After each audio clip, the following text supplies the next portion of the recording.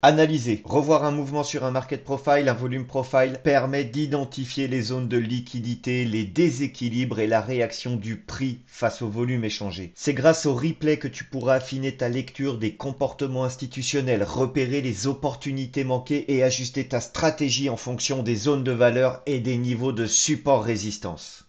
Salut, je suis Gérald, coach trader sur les bases fondamentales du trading. Aujourd'hui, dans cette vidéo, nous allons analyser la journée du vendredi 21 février et aller chercher les moments clés sur les niveaux dont j'avais parlé lors de ma préparation de journée vendredi matin.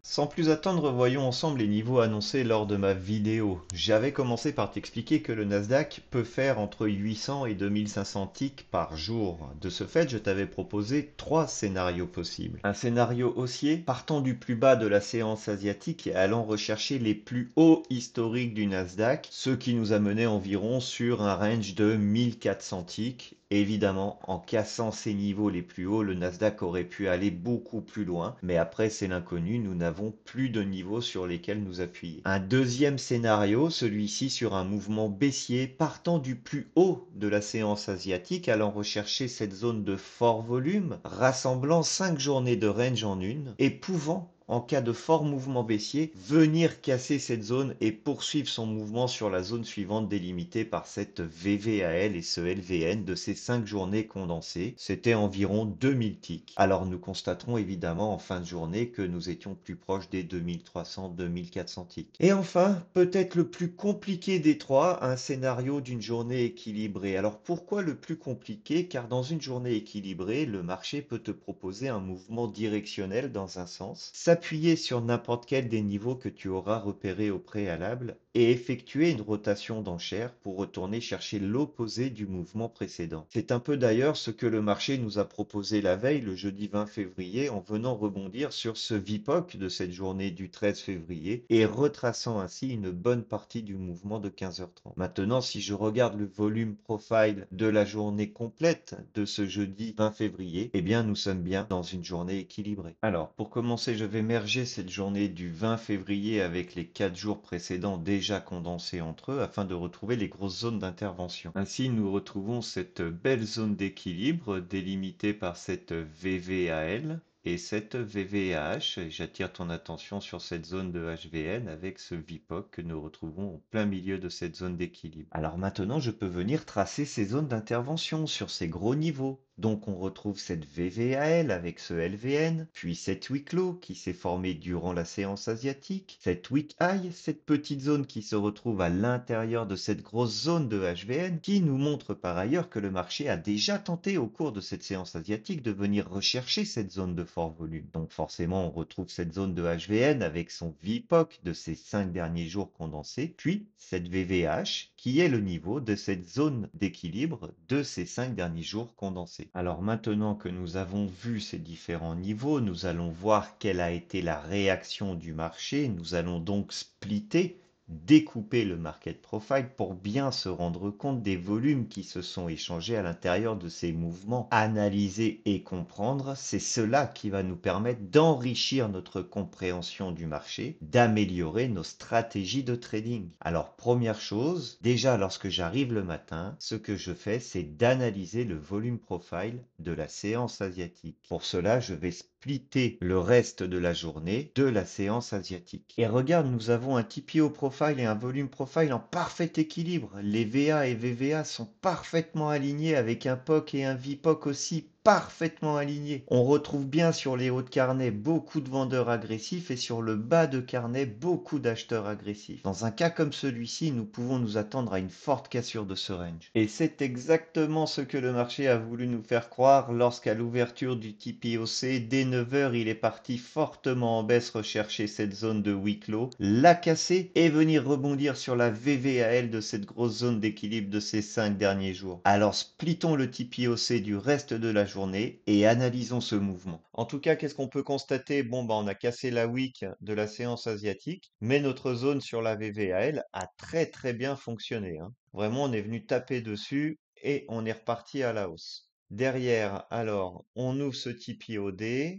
Ok, Alors un TPOD, ouais, en équilibre avec quand même pas mal de vendeurs agressifs. Je voudrais juste voir ce qui a déclenché cette cassure de mouvement ici. TPOE avec un VPOC très haut, donc ici on a vraiment eu une belle zone de bagarre, beaucoup plus de vendeurs agressifs hein, qu'on retrouve sur le haut de son range. Et on voit hein, des acheteurs ici, alors des acheteurs là sur le bas du TPOC, et on retrouve de nouveau les acheteurs ici sur le bas du TPOD, et on retrouve de nouveau des acheteurs sur le bas du TPOE. Et regarde, on commence à nous créer une loi de dos avec des bas de plus en plus hauts et des hauts de plus en plus hauts depuis les 9 heures, depuis l'open de la séance cash européenne. Ce TPOF qui est venu retrouver, qui est venu récupérer cette zone de weak high de la séance asiatique. On a bien retrouvé les vendeurs, on avait des vendeurs, on les a bien retrouvés et regarde derrière, ça a quand même provoqué un mouvement baissier, un mouvement baissier de, allez, d'une cinquantaine de ticks. Donc c'est un joli petit trade contrarien qu'on aurait pu tenter sur cette zone ici et aller chercher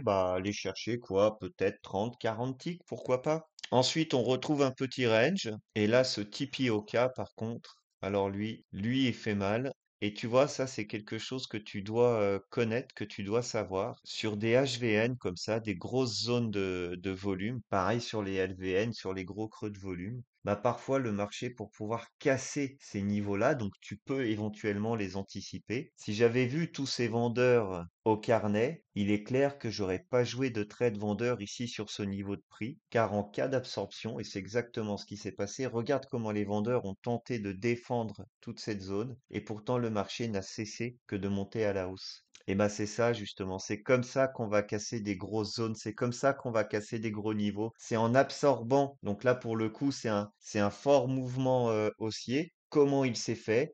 Tout simplement en absorbant tous ces vendeurs agressifs. Qui absorbent les vendeurs agressifs? Eh bien, ce sont les acheteurs passifs. Et après, c'est les vendeurs passifs qui se retirent de la profondeur de marché, qui se retirent du carnet et qui laissent place aux acheteurs agressifs pour vite partir à la hausse. Et c'est pour ça qu'après, dans le delta, on se retrouve avec davantage de vendeurs agressifs que d'acheteurs agressifs, alors que le marché, il est constamment haussier. C'est juste que les acheteurs passifs ont super bien défendu les différentes zones. Ça, c'est très très intéressant. Il faut bien bien comprendre ça dans la mécanique des prix, hein. J'en parle dans ma formation sur le carnet d'ordre. Voilà, donc après, finalement, on poursuit le mouvement à la hausse, on y va, on y va, on y va. On va sur la zone de VVAH, donc la zone de volume value area high de notre volume profile de ces 5 dernières journées qu'on a condensé en une. On arrive sur les sommets. Mais quelle différence faire entre tous ces vendeurs agressifs ici, ces vendeurs agressifs ici? Là, il y a eu absorption. Là, bah, on peut penser qu'il y a toujours absorption, forcément. Et regarde qu'est-ce qui se passe sur le TPO à 15 heures. On retrouve des vendeurs agressifs ici qui font juste la suite à ça. Et derrière, tous les acheteurs agressifs qui rentrent au marché, qui pensent peut-être que ça y est, c'est parti, on va aller casser les plus hauts, on va sortir de la zone d'équilibre et c'est parti, on va aller rechercher les plus hauts historiques. Et surtout suite au mouvement du jeudi passé, enfin du jeudi de la journée précédente, qui a réintégré cette zone de range, on est venu retester le bas de la box. Et là, on était parti pour la traverser. Et très honnêtement, je peux comprendre que tous ces acheteurs aient pu imaginer qu'on allait continuer le mouvement haussier, casser le plus haut de la value area de cette zone de ces 5 dernières journées condensées en une, pour aller chercher les plus hauts historiques du Nasdaq. Et finalement, bah, c'est tout le contraire. Tous ces acheteurs se sont fait piéger, beaucoup de vendeurs passifs. Et allez, c'est parti. Ouverture du 15h30. Regarde, à peine on a ouvert, le marché, il a dégringolé à la baisse. Il a dégringolé à la baisse, mais attention, on a piégé tous ces acheteurs. Après, ici, tous ces vendeurs agressifs qu'on retrouve, c'est très certainement des stop-loss ou des acheteurs qui étaient rentrés de façon passive ici au marché, qui sont venus fermer leur trade ici sur ces positions, ce qui a poussé en fait le marché à repartir à la baisse et laisser derrière lui des grosses zones de fair value gap. Ce qui est incroyable, c'est qu'on aurait quand même pu jouer le rebond sur cette zone. On avait ce HVN qu'on a traversé très fortement. On aurait pu jouer un pullback sur cette zone. C'est aussi pour ça, je pense, qu'on a retrouvé pas mal d'acheteurs. Ils ont tous joué le pullback sur le retour sur le HVN pour repartir à la hausse. Et finalement, on l'a vraiment explosé, quoi. Ici, la résistance que l'on avait ici n'a pas du tout joué son rôle de support. Le marché est parti très fort à la baisse. Et regarde de quelle façon on a cassé les huis clos précédentes. Ça, c'était une magnifique huis clos hein, qu'on avait laissé derrière nous. Mais regarde encore une fois, on avait piégé des vendeurs à l'intérieur de cette wick, pas comme ici, et le marché est venu rechercher cette zone. Ça, c'est intéressant, c'est des choses qu'il faut bien analyser. On peut noter quand même ce niveau avec ce petit pullback, et pour le coup, on casse les plus bas de la séance européenne, de la séance asiatique avec le TPOP, mais regarde, on fait quand même un pullback sur la zone. Donc on revient quand même rechercher la zone. Donc ici, ce support a bien servi de résistance après au marché pour poursuivre le mouvement vendeur. De nouveau un fair value gap. Le marché casse, poursuit son mouvement à la vente. Donc là, le TPOR poursuit le mouvement du TPOO, du TPOP et du TPOQ. On vient rechercher cette zone qui m'avait laissé perplexe, cette belle zone de huis clos sur le 16 heures de jeudi. Finalement, je suis pas surpris que le marché soit revenu la chercher. Et en plus, regarde, le TPOR a ouvert ici, il est descendu. On a un magnifique pullback. Donc la zone a super bien fonctionné. Magnifique pullback sur cette zone, 359 ticks, c'est 1800 balles, 1800 dollars. Et à ton avis, pourquoi le marché a rangé pendant un petit moment ici et qu'on a fait ce joli HVN? Bah, tout simplement parce qu'à mon avis, beaucoup de traders sont venus jouer le double bottom. Le marché venant rechercher cette zone, les traders ont dû se positionner acheteurs sur toute cette zone ici, comme on peut le constater, pour jouer le double bottom et pourquoi pas venir rechercher le bas de cette box, le bas de la value area ou bien tout simplement le bas de la VVAL. Et finalement, c'est de nouveau en piégeant tous ces acheteurs agressifs que le marché a poursuivi son mouvement à la baisse. De nouveau ici, hein, le TPOU qui vient rechercher cette zone de support résistance. Alors attends, je vais resserrer un petit peu le marché pour voir de quelle zone il s'agit. Oui, on est sur la VVAH. On est sur la VVAH de cette zone, de ces 6 jours condensés et de ce LVN avec ce POC de cette journée du 13 février. Donc encore une fois, une petite zone, enfin, je pense que la VVAH de ces 6 jours, cette zone d'équilibre de ces 6 jours condensés, c'est quand même un gros niveau. Donc le marché a quand même fait un très très beau rebond à l'intérieur de cette zone. Donc encore une fois, hein, tu te poses ici sur le LVN. On est sur une zone de combien de ticks? C'est quand même une zone de 62 ticks, hein. Tu tentes un trade de 300 balles avec un stop loss juste en dessous. Mais regarde le rebond qu'il te propose pour revenir rechercher les plus bas du TPOR. S'il te propose quand même derrière plus du double, hein. C'est près de 800 balles sur ce trade, sur ce rebond. Donc encore une fois, un excellent niveau sur lequel on pouvait éventuellement poser un achat avec un stop loss très court. Derrière de nouveau Fair Value Gap. Alors on en est à combien de Fair Value Gap? Parce que ça c'est super intéressant, hein. 1, 2, 3, 4. Tu comprendras pourquoi je parle des Fair Value Gap. Et le cinquième Fair Value Gap. Alors là, on est arrivé ici dans cette zone, on aurait pu faire exactement la même chose, hein, poser un trade acheteur passif ici sur le haut de cette zone. Par contre, le retour, alors là, pour le coup, n'a pas été exceptionnel. En même temps, très dangereux, hein. 60 ticks. 60 ticks, on est dans une zone de HVN. Il est où le HVN? Il est où le HVN de cette zone? Il est ici. Il est là, exactement. Donc c'était peut-être plus ici qu'il fallait le jouer, hein, sur cette zone de HVN. Mais bon, comme tu peux le constater, il a fait un rebond là. Il a fait un autre rebond ici. En tout cas, si ici on avait pris un trade, tu t'imagines de venir mettre ton stop loss là? Elle est énorme cette zone. Donc ça, il faut faire super gaffe, hein. Ouais, là, il y a 350 ticks. Il y a combien? Il y a 1700, 1700, 1800 balles. Donc ça, tu vois, avec ton risque management, tu dis, bon, ce trade, je vais faire attention quand même, quoi. Par contre, pourquoi pas jouer vraiment le HVN ici, toute cette zone-là, quoi. Essayer d'aller rechercher une zone un petit peu plus condensée pour permettre à ton risque management. Et regarde, en plus, le rebond, il est parfait, en fait, hein, quand tu regardes bien, hein. Tu rentrais ici, tu jouais ça comme drawdown, comme stop loss.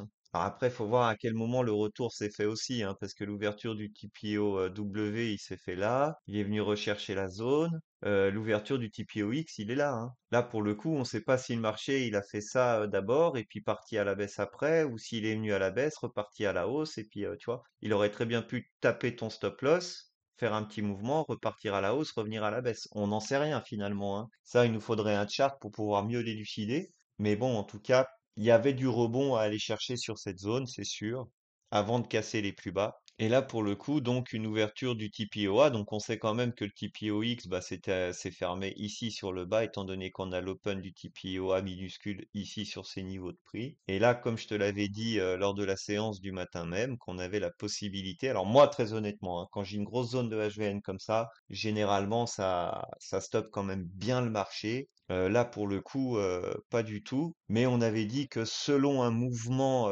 assez puissant, un mouvement directionnel vendeur, on pouvait casser ce HVN pour aller rechercher la zone suivante. Et regarde, même la zone suivante, il l'a cassé et il a fermé vraiment sur les plus bas, quoi. Donc là, maintenant, ça va être super intéressant de voir ce que la session asiatique va nous proposer. Est-ce qu'on va ouvrir en gap? Est-ce qu'on va ouvrir beaucoup plus bas? Euh, Ouais, à voir demain matin au réveil ce qui va se produire sur le Nasdaq. Franchement, je suis impatient de voir ce que ça va donner. Et là où je voulais attirer ton attention, en fait, c'est sur la forme de ce volume profile. Là, franchement, on voit qu'on est vraiment dans un mouvement directionnel vendeur. Pourquoi? Parce qu'on retrouve bien le VPOC sur la partie basse du volume profile. Tu vois, si je reprends ces jolis volumes profile ici, on a des belles zones en équilibre comme cette séance asiatique. Ici, c'est pas trop mal par rapport à ces 5 jours condensés en un. Bah, regarde la différence par rapport à ce volume profile. On va retrouver plein de petits HVN